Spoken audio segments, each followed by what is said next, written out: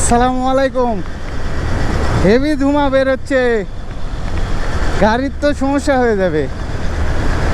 ইরে আল্লাহ, আজকে এই যে কি অবস্থা, ধোঁয়া বেরোচ্ছে।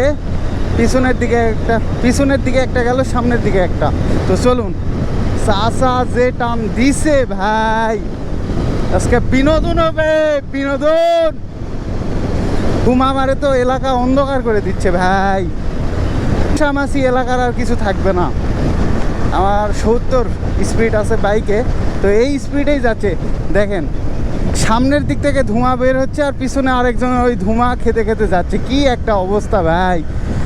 তো 60+ আছে বাইকের স্পিড, আর দেখেন কিভাবে ধোঁয়া বের হচ্ছে বাইক থেকে। ইরি আল্লাহ, এই গাড়ি যে কখন সিজ করবে কোনো গ্যারান্টি নাই। আবার কি স্পিডে যাচ্ছে গাড়ির, তো অবস্থা, ইঞ্জিনের অবস্থা খুবই খারাপ। আবার এভাবে গাড়ি টানতেছে, তাহলে বুঝছেন বয়স। কিন্তু ধরেন যে ইয়াং জেনারেশন হলে তাও সেটা মানা যেত, কিন্তু বয়স তো অনেক বেশি আমাদের চেয়ে। ধরেন যে 7-8 বছরের সিনিয়র, আর পিছনে তো একজন বয়স্ক মানুষকে নিয়ে এভাবে টানতেছে। বাপরে, কিছু মানতেছে না, এমনভাবে যাচ্ছে কিছু মানতেছে না। কি একটা অবস্থা আছো। তো চলুন, স্বাদ ধরা যায়।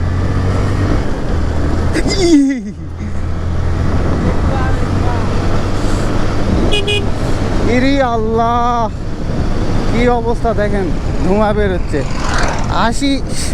70+ স্পিডে যাচ্ছে। চলেন আমরা একটু ধোঁয়া খাই।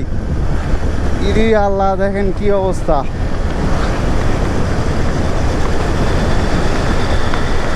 আসসালামু আলাইকুম। হেভি ধোঁয়া বেরোচ্ছে, গাড়ির তো সমস্যা হয়ে যাবে। দুজনে বয়স্ক মানুষ, তো দেখলেনই তো বাইকের কি অবস্থা।